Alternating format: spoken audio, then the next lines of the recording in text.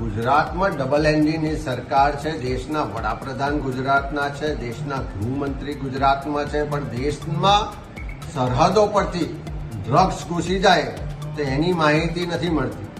બીજા રાજ્યોમાંથી ગુજરાતમાં દારૂબંધીનો કાયદો છે, પણ દારૂના કન્ટેનરો ભરીને આવી જાય, ગામ સુધી ગલી સુધી પહોંચી જાય, પણ આઈબી ને પોલીસને ખબર નથી પડતી. પણ કોંગ્રેસ પાર્ટીનો કાર્યકર ક્યાં જાય છે, કોંગ્રેસનો ધારાસભ્ય, કોંગ્રેસનો નેતા કોને મળે છે, કયા કાર્યક્રમો કરવાના છે, શું એમની રણનીતિ છે, શું એમની ગતિવિધિ છે, એની માહિતી રાખવા માટે આપણી સરકાર આખું પોલીસ તંત્રને આઈબી કામે લગાડેલું છે.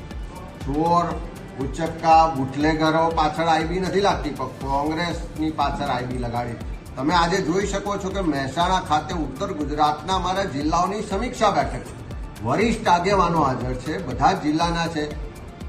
ત્યાં આગળ આઈબીના અધિકારીઓ આવે છે, આખી અમારી મિટિંગની આખી એની વિગતોની વિડીયોગ્રાફી કરે છે, અજાણ્યા થઈને આવે છે, કોઈ મંજૂરી વગર આવે છે, અને જ્યારે પકડાય છે, વિડીયો ચેક થાય છે, ત્યારે અમારી જાસૂસીની સાથે સાથે આખા પોલીસ તંત્રમાં જે બધી ગેરરીતિઓ ચાલે છે, જે હપ્તા રાજ ચાલે છે, જે કમિશન રાજ ચાલે છે, જે અશ્લીલ પ્રવૃત્તિઓ ચાલે છે, એના પુરાવા પોલીસ અધિકારીઓના મોબાઈલમાંથી મળે છે.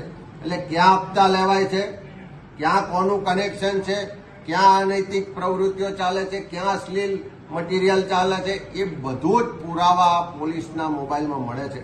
એટલે મારી તો રાજ્યના મુખ્યમંત્રી, ગૃહમંત્રીને કહેવું છે કે આ કોંગ્રેસની જાસૂસી કરવાનું છોડો.